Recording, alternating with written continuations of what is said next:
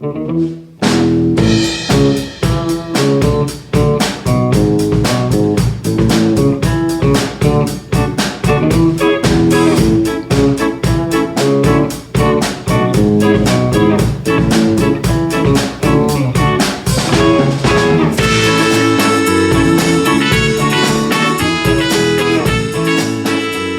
back, everybody.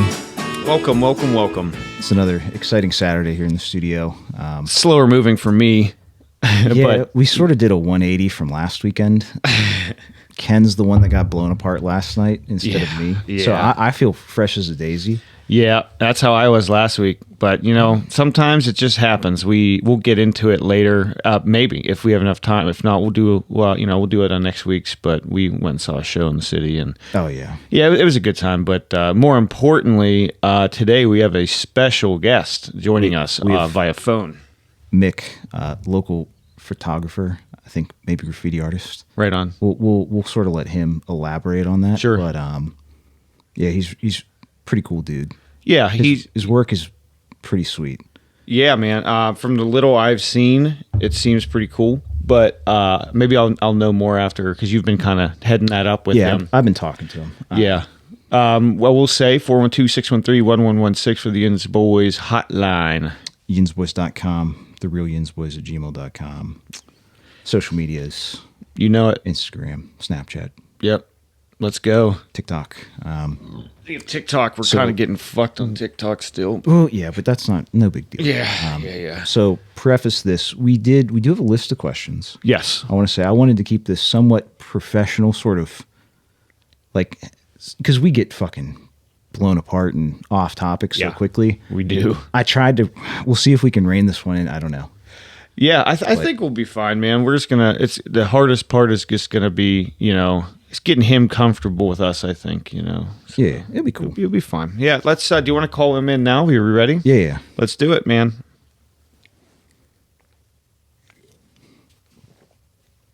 Perfect. Here goes, and let's hope that the audio is working. There we go. Oh yeah. Sound better? Yellow. Mick, what's up? Nothing, man. How you guys doing? Good. Welcome to the YINZBOYZ podcast. Yeah, appreciate it. Absolutely. We're excited to hear about some of what you do, and we hope you got some good stories. Yeah. Oh, yeah. I mean, we'll see. Yeah. Well, start off, man. Tell us about yourself a little bit. I mean, I'm an old man, fucking 44, originally from a small town in Armstrong County, Ford City. It's literally a hole in the ground. Moved down here a couple years ago. That's about it. I mean, really enjoy the graffiti shit. The bando thing's always cool, and I've always been into photography and whatnot. So it's nice to be someplace where I can do it. I mean, I knew every inch of my hometown, and it got kind of boring after a minute. I mean, this is Western Pennsylvania, the whole Rust Belt. This is the place to be for, if you're talking abandoned urban exploration and stuff like that. Like there's a lot of it here. Metal detecting, good for that in this area too. Yeah, if you're in yeah, I did that as a kid with my dad, actually. Yeah. It's one of our hobbies. We like to do. We're pretty outdoorsy. But I used to be quite into the urban exploration as a kid and some of the graffiti scene, which is why I started liking your shit. I guess that's sort of how I discovered you. Your photography. I was kind of curious, honestly. I was just browsing through stuff, and I saw some of your pictures and I was like, that's fucking sweet. And I think I followed you, and it was match made in heaven, obviously. Kinda. Hey man, I got a girlfriend, so stop hitting on me. That's right. Whoa. You're gonna have to not me. You got to worry about it. It's Ken. Yeah. No. Hey man. But so I guess social media plugs. I know you have an Instagram. I guess that's what are you on any other platforms or any other plugs you want to give? No, not really. I mean, that's where I post my flicks, and that's the only thing that's really public. Everything else is just like my Facebook and whatnot. But okay, yeah. I gotta keep that down low so nobody actually knows exactly who I am. Yeah, we don't want to dox you or any spots, stuff like that. You don't want to talk about, like, like I said, whatever you want to share is by cool all with means. us. We're in the same boat, kind of. We watch obviously what we say, and we don't want to. It's the internet's a big place, you know. We don't want people getting too much info, so we get it. You got a handle for your Instagram or username, or I don't know how it works. I think you got it pulled up, but let me take a look here. but spell it for the people.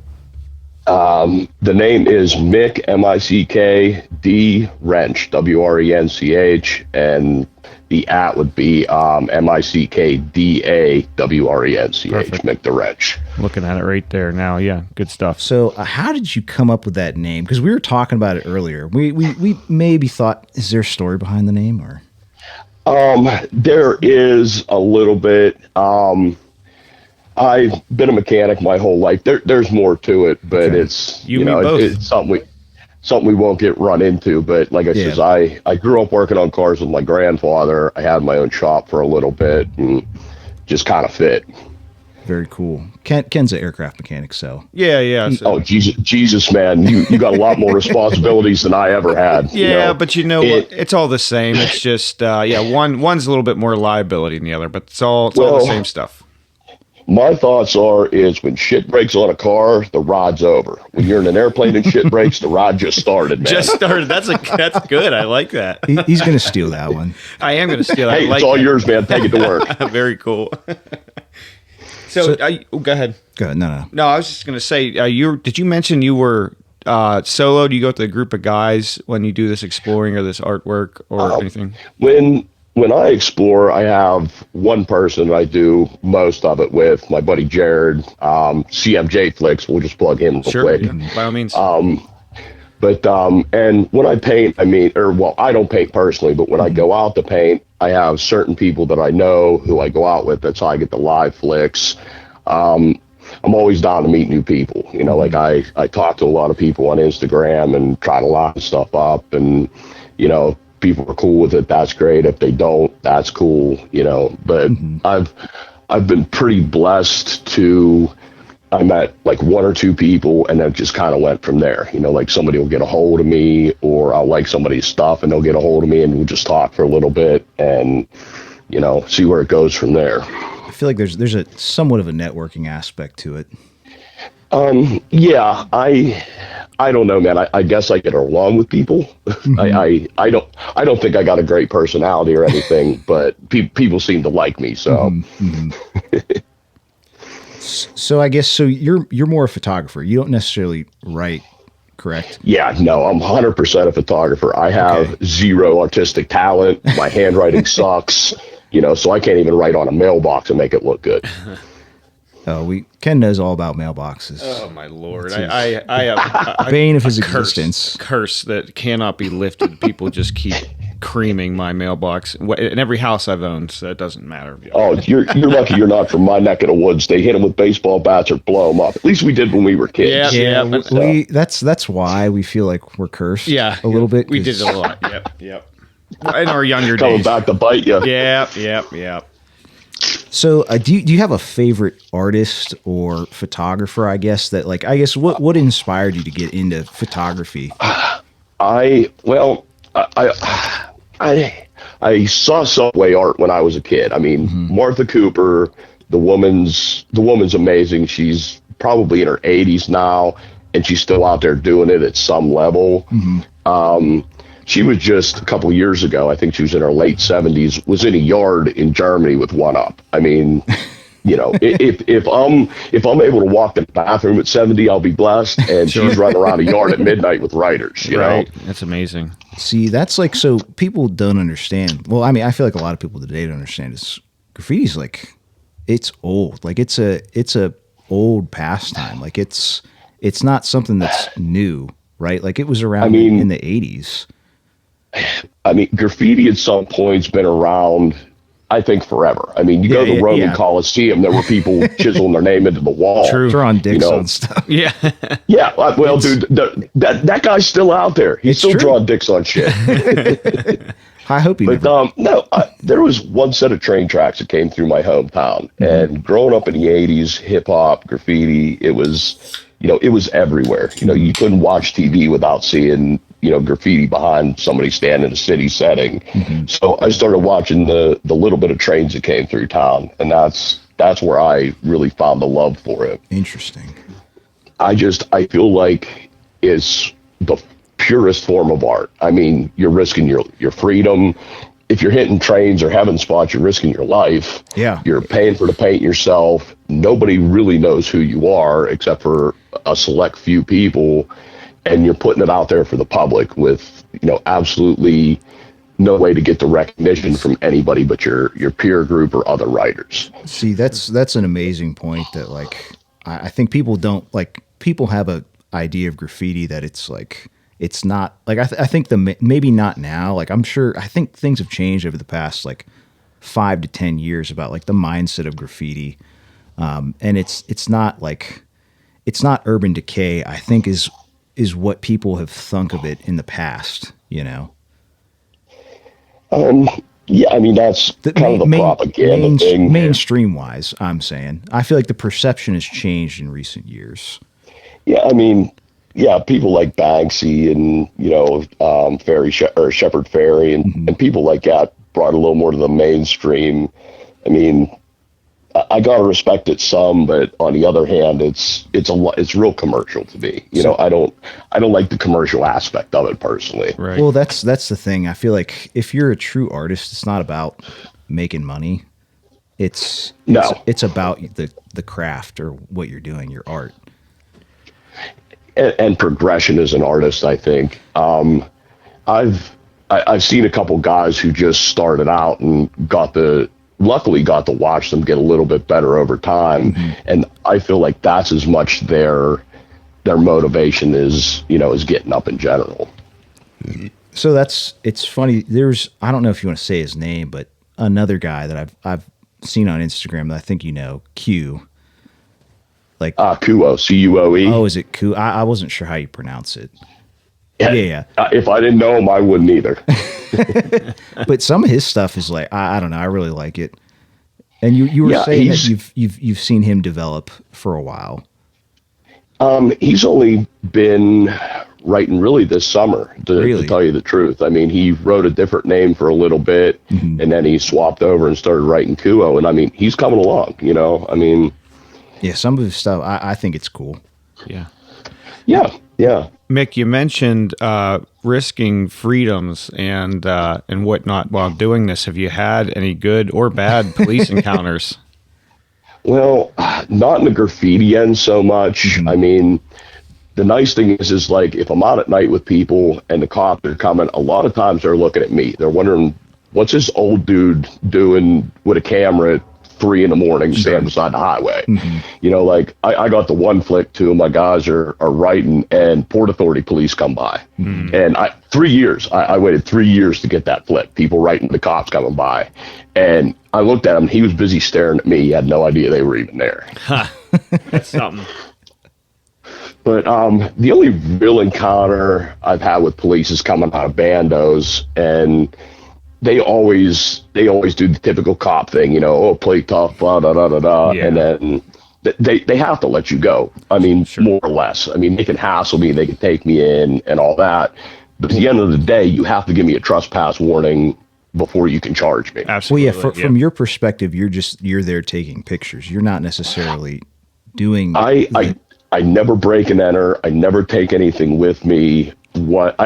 As a matter of fact, the way I like to do things is I don't move anything. I don't touch anything. How it's there is how I take the picture of it. So I'm as minimal impact as possible when I go into an abandoned building. Good. Yeah, I like that. Well, plus, I mean, they are fairly dangerous. I've been in a couple that I'm like, I really should not have done this. Like, this was. There's a particular. I don't want to give the spot away, but I think it was a hospital in Maryland. It's pretty close to a certain data center of the government. I don't know if you know. Oh, man. But I don't. I've only been to Baltimore once, so I haven't gotten the Urbex down there yet. I'll send you the coordinates because you might think it's interesting. It's a little bit of a drive, but also you got to watch out for the ticks. The ticks are really bad there. I mean, I'm a country boy, dude. I already have Lyme disease. I can't get it again, so I don't worry about them too much. Nah, you're good now. That's what like. Yeah, all my friends freak out. Oh man, I hope I don't get a tick. I'm like, eh. Well, yeah. How is it? Because I've only heard after school specials about it. You know. I mean, stiff and sore joints is like the worst that I get out of it. Mm-hmm. You know, it feels like there's sand on my knees sometimes, but you know, ain't nothing you can't deal with. Mm-hmm. Yeah, no, when I understand that's a neurological disease, I believe. Is it true? I think. So. No, Man, no, I have no idea. They said you got Lyme disease, take these pills. I took the pills, and that's all I know about it. I think it's a bacteria, like it could be, yeah, or something like that. But that's one thing that I'm always paranoid about because like going outside and whatnot. I had an experience. May as well. Now I may as well tell the story. Yeah. So I was fishing, you know, getting back in some creeks. This is up north, kind of around where Ken lives. Yeah. When I was in college, and I came back home and I had a tick lodged right in the tip of my cock. I've had them on my sack before. Well, that's where they like to go. It's that warm crevice area that they hone to. Yeah. But anyway, so I think that traumatized me Yeah. for life. I mean, You know. no, I can totally understand that. That's yeah. I've had them in other spots, but you got me on that one. Well, I'm glad at least it makes me feel a little better that somebody that we know has Lyme disease. It's not like because I feel like it's the end of the world. Like you're gonna die when you got it. Like that's when I was first diagnosed, like the day they told me, and they do a test, they can figure out if you've had it like a short period of time or a long period of time. Okay. And it came back that I had it quite a long time, and just, you know, I attribute the way I feel to being old, not necessarily taking care of myself, being an addict for a long time. You know, I'm good now, but you know, I had some issues in the past, but I just always attributed it to the way I lived. And when they diagnosed me, I started walking, and I think I put on like 10 or 11 miles that day. I called the one writer who I barely knew, and I like cried on the phone to him and shit. And now I feel like a moron because it's not that bad. Well, no, but I feel like that's what it's played out to be. Like and I'm sure it's they scare the hell out of you. Yeah, and I'm sure it's different for every person that gets it to some degree, but I feel like it's always been like really thrown in my face that it's like this horrible thing that you can't, like, you're never going to be able to do anything again. Like that's what I feel like they tell you, you know. The whole "you'll never get rid of it" thing is what hit me. Yeah. You know, it's like you're going to have this for the rest of your life, so get used to it. But that's like, I feel like that's like a scar or anything. Like that's just your body when you die, like you're going to use yourself up. It's at the end of the day, don't matter. Yeah, right. You know? As long as you can learn to live with it now, and you obviously have found a way to live with it, and you're good, and you're still able to hold a job and do what you like to do and all that. As long as something's not debilitating, it's good. You know what I mean? As long as you can keep doing what you love and enjoying your life, that's what really matters, you know? Absolutely. It's one of those, the guy who's in a hospital bed dying of pancreatic cancer would trade me Lyme's disease any day of the week. Yeah, absolutely. You know? Yeah, absolutely. Well, hey, anyways, before we get too back off topic here, I was curious, when you're out doing your adventuring and exploring, some creepy stuff, supernatural stuff, paranormal stuff. I think Ken and I are interested in that topic. So like I always got to ask. I've never had anything that I can say was like ghost or spirit related, but buildings, a friend of mine told me one time that buildings absorb the vibes of the people who spent time there over the years, and different buildings feel different ways. Like a religious school or a church is always a little creepy to me. I don't know why. It just, you know, you just feel like I think I know what you mean. It's hard to articulate.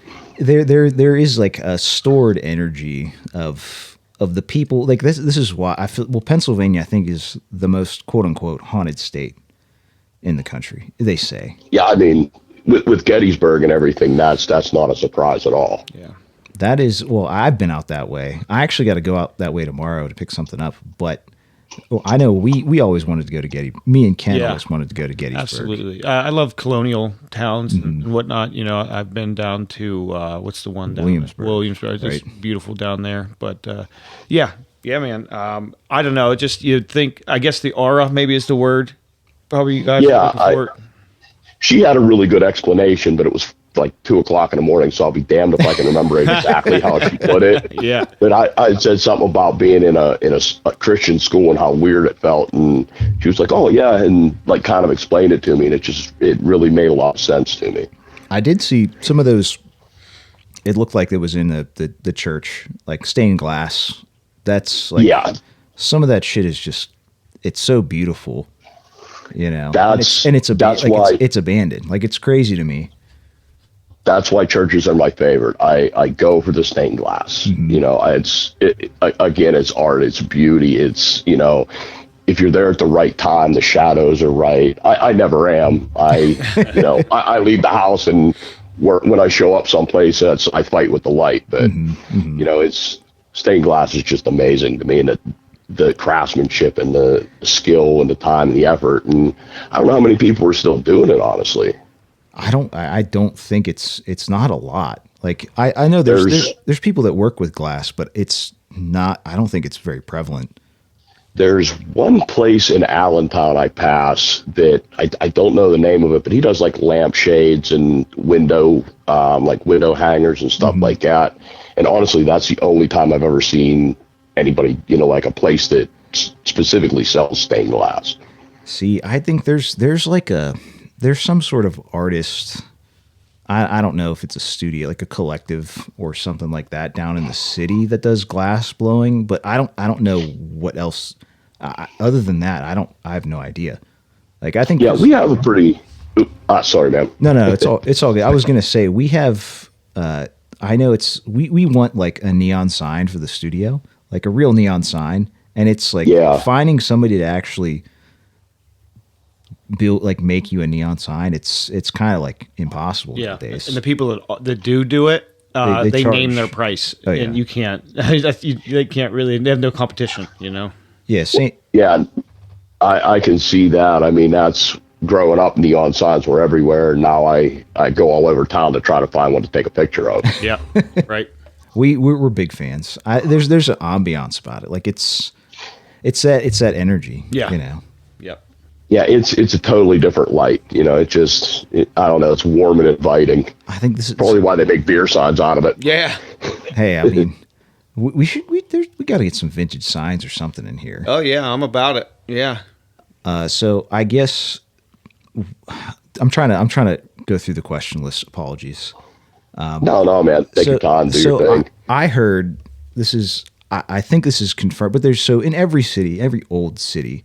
Pittsburgh, I would say it's an old city. It was an industrial town back in the 1800s, early 1900s, maybe in that range. But I've heard that there's tunnels under the city. I don't know if you've heard anything about it or what. Rumor has it there's an underground. I guys that know that kind of stuff urbexers in general are really tight-lipped about their spots. Oh yeah. You know, like, and I get that. I totally get that. I'm the same way. I like I said, I've heard of the canal, of course, the underground river, and the rumors are there, but I've never seen a picture. I've never personally talked to anybody who's been in them, but you know, it makes sense.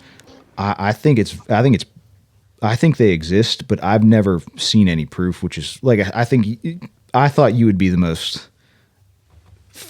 you would have the most knowledge out of any of us. Cause like I said, I've only read shit on like forums and whatnot, but I think it exists.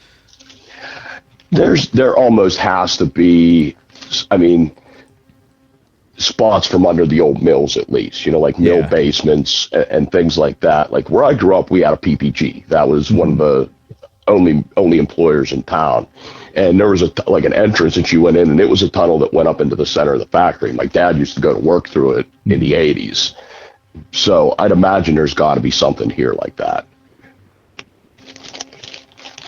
I don't know. I just, it's something that, like I said, I would love to try to, it's just finding the time to go do it. And then like, it's the hassle of, well, I don't think now, so now the city, obviously, I'm sure you've heard of this, but the city is, after a certain time, no longer sending police officers to crimes. I had a lot of people get a hold of me from a little bit outside the city and be like, "Hey, is this true?" I'm like, "Yeah," and the response is, "So graffiti's illegal now after a certain time?" That's what I was. It's legal now. It's one of those things. It makes me like, I feel like I need to take advantage of the situation in some way, you know.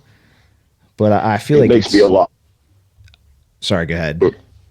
That makes me a lot less paranoid being out in the middle of the night with people doing shit that could get us in trouble. Sure. Yeah, it's comforting. That's the thing, is I feel like it's that people want to make it out to be like there's no police, like, but I feel like it's just that there's not enough police officers is really the thing, and I'm sure their city's broke. Like, I just read this article the other day that they're gonna be in a deficit once they lose this funding that they were getting from the federal government. It's like over in 24. So I don't know. It just it seems like bleak outlook. So, well, the other question I have is so you go into a lot of spots, etc. I've had some hairy run-ins with some homeless people in my days exploring. This one specific spot, I think I can say it because it's like it's no longer like a secret or anything. I don't think it was at the time when I went there, but Carrie Furnace got in a dicey situation with some homeless people there one time. I've been real lucky, honestly. I mean, I carry ones, I carry cigarettes, you know, like I smoke 2 packs a day and I roll my own, so I always carry a couple extra packs of smokes. In my experience, if you let them know you're there so you don't creep up on them, and you talk to people and you treat people like an equal, you know, they're the same as you and me. Sure. You know, I mean, hell, man, I'm 1 or 2 paychecks. Hell, when I got out of jail, I was homeless for a couple months.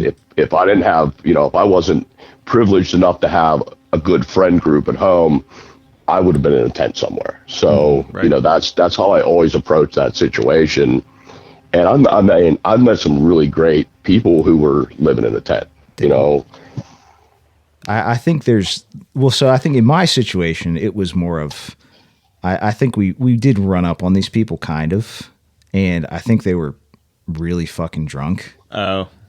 But I mean, that's I know other people have had problems with, you know, tweakers, but, you know, see, basically the same thing. I've never experienced that yet, thank God.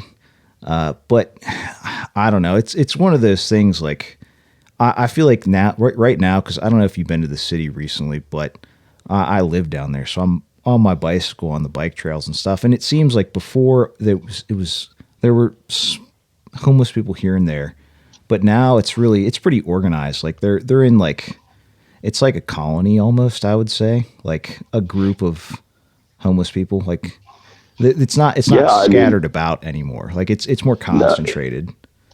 Yeah, I feel like it's just probably a safety in numbers situation. Oh, absolutely. That's just my feelings on it. I don't know for sure. People have to be somewhere. Yeah, right. I mean, you can't not live. You got to sleep somewhere. Yeah, I mean, I'm of the opinion that we live in the richest country in the world, but we can't provide. I mean, I understand drug addiction. I understand, you know, there's issues, but I feel like we could do more for people. We should be. Well, so I know we're very critical of the government to some degree. You're talking to the right guy for that. On our program. Well, I'm glad, because I think our tax stuff, I mean, it's they're stealing from us. Is really what it is. We're being milked. It's our tax dollars are just being funneled into the pockets of politicians and their associates, you know. I don't disagree with that at all. Like, I think we could solve the homeless situation in this country. We literally just signed a bill that would have done it with all the funding we gave to Ukraine and Israel. Like, Yeah. Right. it's Exactly. it I feel like it's just this, the system is a scam. Yeah, it's just like, it's a shame that our money, it gets sent all around the world, but can't take care of our homeless population. You know, a lot of those guys are mentally ill. They need help. Yeah. You know, so Yeah. No, 100%. why are we helping other countries before we're helping ourselves? And, you know, I understand even there's a place for us in the world for helping other places, but why can't we take care of us? You know, at least first. That's it.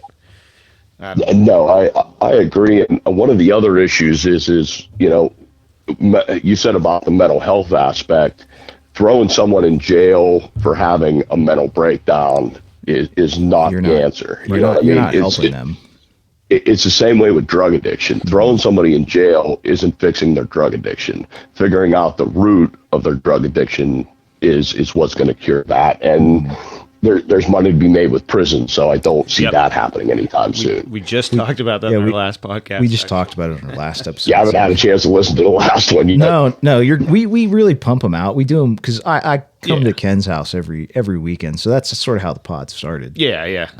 That's what I do before I go to bed at night. So I listen to a podcast. You know, last podcast on the left, you guys, and a couple other ones. You know, throughout the week, so it keeps me. I think it's like the best thing for your brain to like just listen to a conversation, and like if it's interesting, and like I just think it's really good for you. Yeah. I have this wonderful thing called unmedicated attention deficit disorder. So if I lay down at night and don't have something to focus on, I'll never get to sleep. I'm thinking about 85 different things at once. Oh yeah. Mm-hmm. So what's your favorite podcast then? If you're a podcast, I'm curious. Last podcast on the left is probably my favorite. I've been with them since the beginning. I think I came in at like episode 4 or something. They've been on for a decade or so. Cool.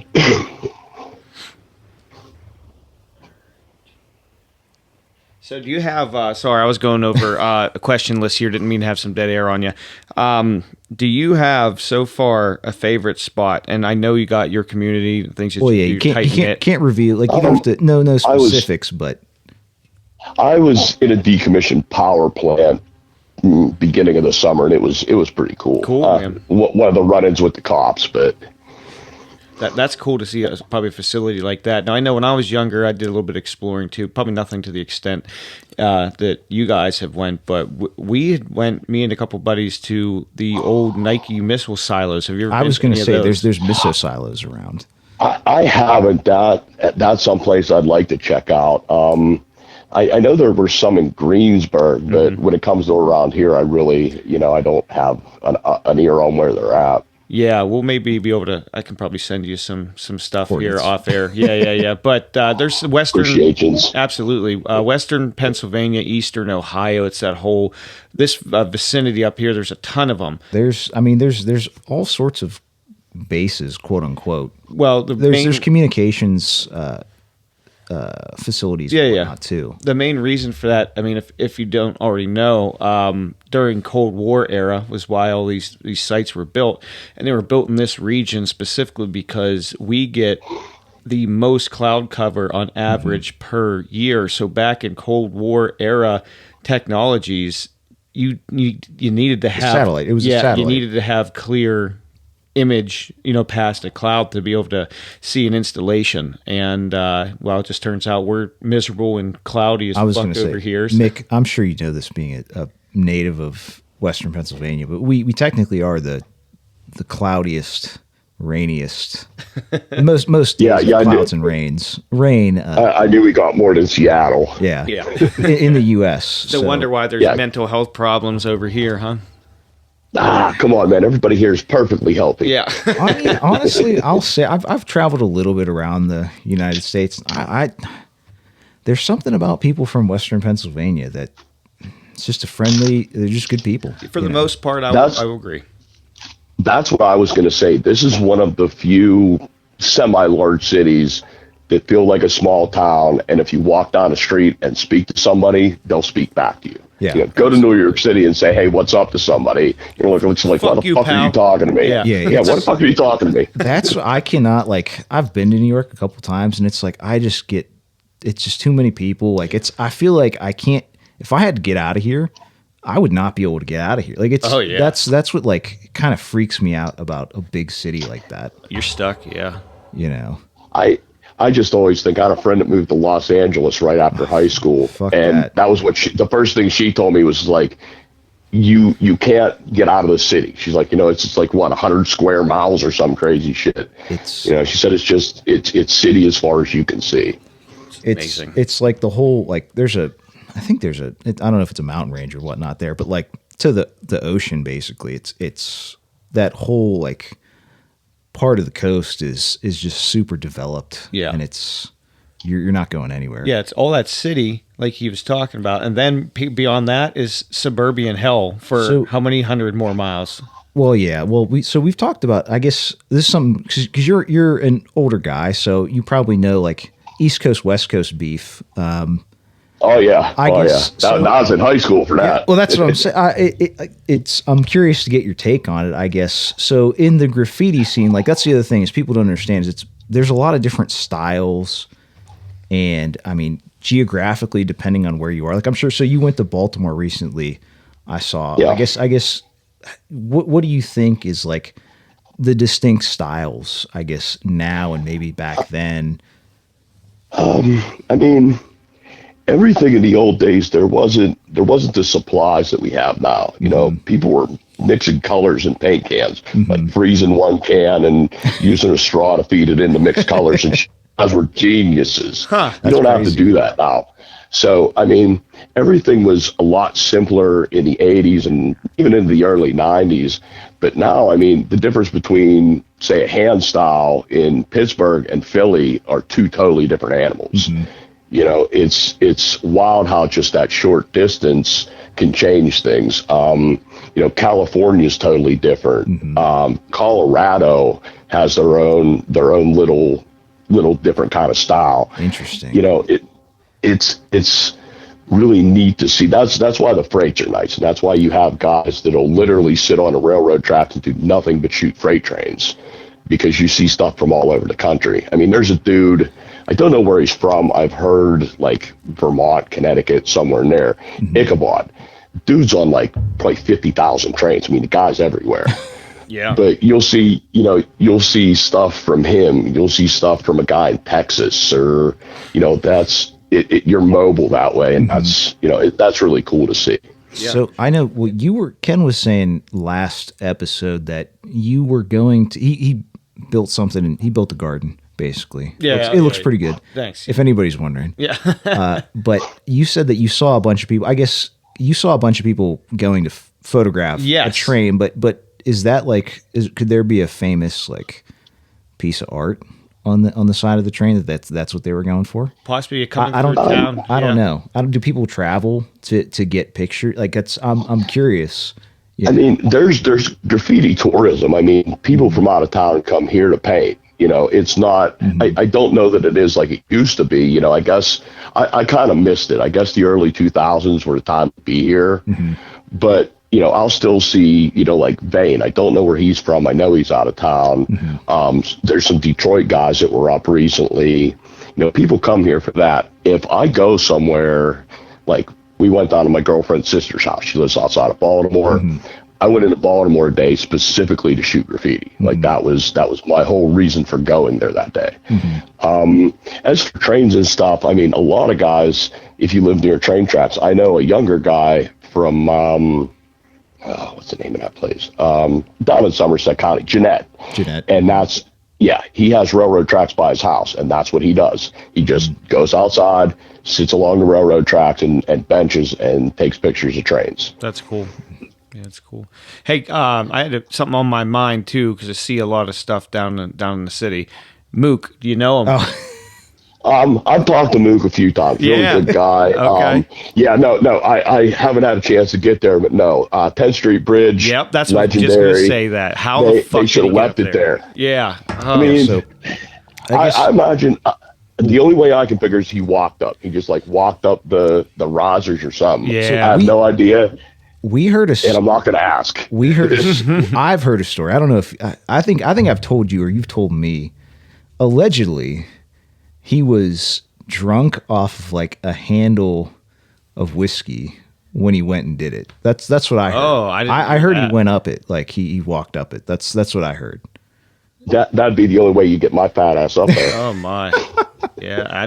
It I was don't like really that it was even that then. I remember when I was a kid, like coming through and seeing it, and like it was always there, always it was a there, staple. always there. I mean, I recently saw a news article, or well, a news story from an affiliate, probably like Channel 11, like WPXI, but out of West Virginia, about graffiti, and a dude on there brought up Mook's on 10th Street Bridge. You know, like I don't know how far it's traveled, but that shit's legendary. Oh my, yeah.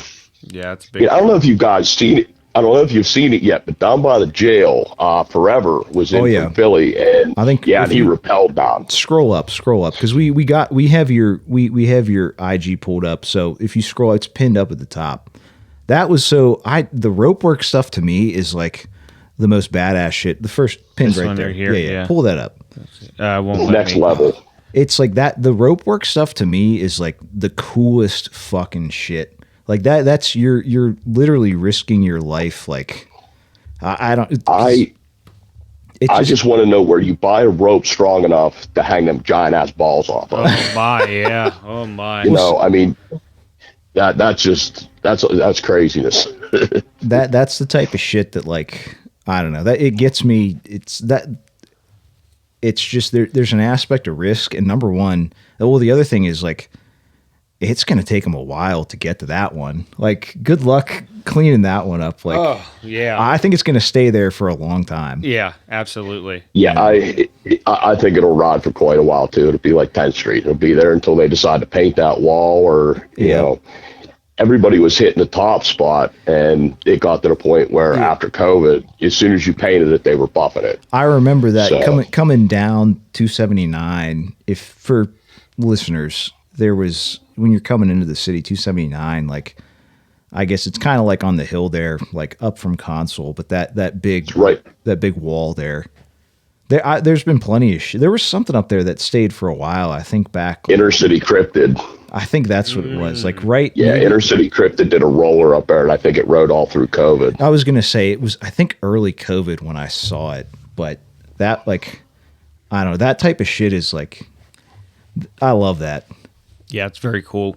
I don't see why everyone gets butthurt too, because at the end of the day, I think it's You're, like, it's just you're art. beautifying. It's beautiful, You're yeah. beautifying something that looks like absolute, like depressing dog shit. Yeah, concrete jungle. You know what I mean? My And- opinion. Yeah, that's But- obviously opinion here as well, but yeah. I've always said if I owned a building somewhere and they wanted to paint it, as long as it wasn't dicks or something that's going to offend somebody, you want to paint my building for free, dude? For real? Can I get you a 12-pack for that? Yeah, right, honestly. That is, I've always had a hard dick about buying like a building in the city and like doing a loft and like exposed brick like inside, doing something on it. Sure. But I don't know. It's just such a cool art form. Yep. Yeah, absolutely. It's the expression, like it's in there's, I don't know, the diversity of styles and everything. It's just so cool. It is. Any Yeah, other? it's always. Sorry. No. It's always been something that's caught my interest and sticks out. I'm like a dog with my head out the window. You know, my girl drives and I'm bird dogging, just looking around, trying to figure out another spot or somewhere I haven't been or Right. It's a big, what's new. It's a big world. Well, that's the other thing is like it's technically constantly changing. Like stuff's getting covered up, stuff's getting put up. Like it's interesting from that aspect that it's constantly changing and evolving. You know. Yeah, it's. I don't feel like I'm going to run out of things to shoot. A building's not going to change. The sunset's going to be the sunset for the rest of my life. Right. But I can take a week and not go to the same spot and go back and there's new stuff there. Absolutely. I guess speaking of which, have you ever ran into like a beef situation where someone is intentionally tagging over yours or vice versa? I mean, there's a lot of politics. There's a lot of beef. There's a lot of high school drama. Sure. I mean, it's when I first came around and started doing this, I figured there's going to be some kind of camaraderie, some kind of mentality, us against them. Mm-hmm. Like writers versus society, and it's not like that at all. Mm. Interesting. It can be something as stupid as two people that don't exactly like each other show up at the same place at the same time, or yeah. I don't know, man. It's part of it, though, I guess. I see. I think it's human nature to some degree. There's always going to be somebody who's pissed off at somebody like else. This is my spot, and this goes down to the high school drama sort of things. Like that's my fucking wall. You know what I mean? Or how dare someone try and take up my real estate? Claimed real estate. Well, that's like, I guess that is the other thing, is you have to differentiate. Like there's like quote unquote gang graffiti. True. But that's not really the artistic form of graffiti. That's more of like a street thing, I mean, find me gang graffiti that looks good. No, it's all shit. I'm not ripping on the gangs. It's about, hey, this is my spot. This is my corner, whatnot. You're marking your turf. Like it's not meant to be, I don't think, art necessarily. It's more of just you're marking your territory. You're marking the boundaries between you and the neighbor, more or less. The way that I understand it, anyway. Right. I don't understand the whole that end of the gang thing. No, but I think your average layperson out there would. I think that's associated with gangs, like every piece of graffiti, and that's just simply not true. I mean, that's the difference between, a crew and a gang. A graffiti crew is a bunch of people who throw the same three letters after their name and paint together, and a gang is about, the criminal aspect, right? Not an artistic aspect. Mm-hmm. Interesting. Yeah. And I don't think I've ever even questioned that or, put two and two together and realized that, hey, that's just a very common misconception, that it's two wildly different things. It's the programming you've been right. fed. Right, exactly. Yeah, but I mean, that was the headline when I was a kid was, graffiti's gang related. So I get that. Yeah. It's like, I don't know. I've seen there's some beautiful artwork, like insane stuff. And it's amazing because sometimes it's in a spot where nobody's going to see this. Like nobody except for somebody who's going to get here is going to see this. Like, that goes back to like the purest form of art discussion we were talking about earlier. Like it's so, I can't think of the vocabulary I'm looking for, but there's something about it that it's very art in its purest form. Yeah. It's like a primal form of it. Almost. Yeah. I mean, there's spots in the city that unless you're walking there to paint, take photographs like I do, or you're the engineer on a train, nobody's ever going to see it. Mm-hmm. Those are the only people that will ever see it. Right. Exactly. That's just proof right there that it's like, it's not for anybody but the artist. Like it really truly is the art. Because if you're not doing it for anybody to see, so yeah. No, and there's, it's not like you're making a dime off of it. Exactly. Costing you money, if anything. Paint $7, $8, $9, $10 a can. Yeah. So do the math. Whew, yeah, and pretty quick with all these shrinkflation and inflation and everything that's going on. Yeah, I'm sure paint has probably doubled in the past 5 years. Just thank God the cans ain't got smaller.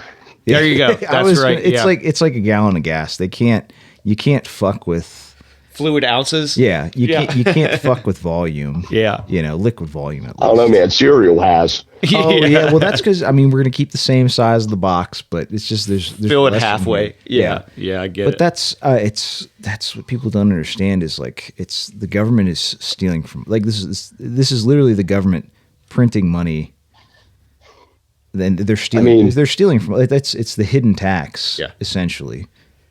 You know, people talk about inflation. It can't be inflation when corporations are posting record profits. Well, that's yeah, that's, right. That's The math doesn't math on that. Yeah. Oh yeah. Well, that's the other thing is like people don't understand is it's not just that it's prices are increasing, but it's whenever the corporation starts shrinking the amount you get, that's where their profit comes in. Oh, It's that's the how they get their shrinkflation profit. aspect. Yeah. But still, like the prices are still going up for them. It's not like Sure. they're definitely making more money, but I'm not simping for any corporation. fuck that. But still, like, everyone gets hurt. Some people feel it more.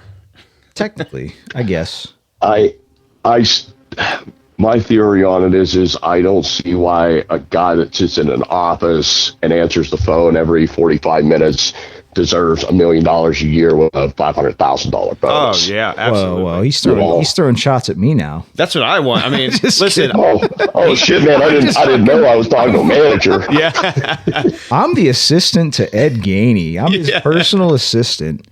yeah, yeah, man. No, I'm Don't get me wrong. Do they are they deserving of it? I would say no. But would I want that? Sure. But that's where the problem lies, is that if you ask that question to 90% of people, they would agree that they're being overpaid and not deserving of that income. But I would. It's not. It's not even. It's not even the salaries of CEOs. It's more of the. It's the taxes that they're technically not paying. Like, I mean, that's a giant issue to me. That like Elon Musk pays 3%, and you and I pay 30 or something. Yeah, we get burned. Yeah, absolutely. But it's with CEO pay, the disparity is what's troubling to me. There used to be a far less disparity between your lowest paid employee and your highest paid employee. And in the past 40 years, that disparity has just continued to grow. Yep, I agree with you. It's 100%. it's one of the, well, this is the thing, is wages now they're increasing now, but like they have not over the past 30 years been increasing with inflation, quote unquote, or they have not been with the price of goods and services and homes, etc. It has not been in tandem with that. No, you get that pat on the head from the boss, and here's your 1% cost of living increase when cost of living's increased 9%. Well, we're posting record profits. You guys did a great job. We got a pizza party going for you in the office over there. Bonus checks are going to be a little light this year. Yeah. Sorry about that. I mean, that's. I grew up. My family probably wouldn't have survived had my dad not worked in a union his whole life. I'm a pro-union guy. Not that I'm a part of a union. I can't claim that. Sure. But if it was not for collective bargaining, we would probably starve. Honestly, yeah. Like one income family, 3 kids. Absolutely. That's one thing. A union, like I think unions have been co-opted now. Like I think now there's more politics in it now than it used to be. Like the union used to be, we're protect the worker. That's the whole idea. It's collective negotiation of all of these workers. Yep. Like that, you would strengthen numbers. Now I feel like there's a lot of politics around it, and there's a lot of backdoor shit that goes on. I don't know. Yeah, who knows? Yeah. I don't feel like the backdoor thing's anything new. I mean, Jimmy Hoffa. We'll just Jimmy Hoffa. True. But yeah, no. There's I like I said, I can't speak from experience, but I feel that you're probably right. Greed gets just about everybody. At some point. It's a human trait, unfortunately. Like it's the system that we've built, Yeah, I don't know. Yeah. Don't know. Hey, any final questions? We're probably get ready to wrap here. I don't know what. Yeah, we're doing pretty good. Yeah. Anything else? No, I mean, I really don't have anything. I just, can I holler at a couple people? Oh yeah, we need shout outs. We need plugs, life lesson. Yeah. Got. Like I'd like to. I want this to. So you're our first real guest, technically. Yeah, we've had other guests but as far as credentials, I say you have a pretty cool rap sheet, if you will. So shit, you're gonna make an old man blush. So I guess so my pitch is I'd like our podcast to be a platform for people to talk about. Like I think I want it to be a place for conversation. Certainly. You know. We do our own thing, obviously. We have a bunch of things we get into, some, a little bit of inside humor and whatnot. Politics, yes. etc. But we would, if there's people out there, like yourself, that want that ability to just, a platform. Yeah, that's all. Talk. Yeah, I mean, I'd like having that option for this show, too. So I'd like to give you plugs, but I also want life lesson. Like that's what I think. I think everybody has lived life and has experienced it in some way. And you have some knowledge of you have something that you can pass on to maybe younger people. Like that's the thing. I think we have a more younger crowd for the most part. Yeah. It's split between young and old with us technically, but I'd like to. I don't know. I think it's good for people to hear something positive. Just for me, it's just be kind to people. Treat everybody the way that you would hope they would treat you, because everybody has things going on in their life. Everybody has issues. And at the end of the day, if you smile at somebody or say hi to somebody, that might be that little bit of kindness that they needed to get through the day. I love it. I think that's honestly, I think about that a lot. That's why I do try to live by that mantra: is be kind to people. It doesn't cost you anything, and it could. I don't want to say save somebody's life, but I think it could. It could. It very well could. You never know. You never know what somebody's going through at any given time. Right.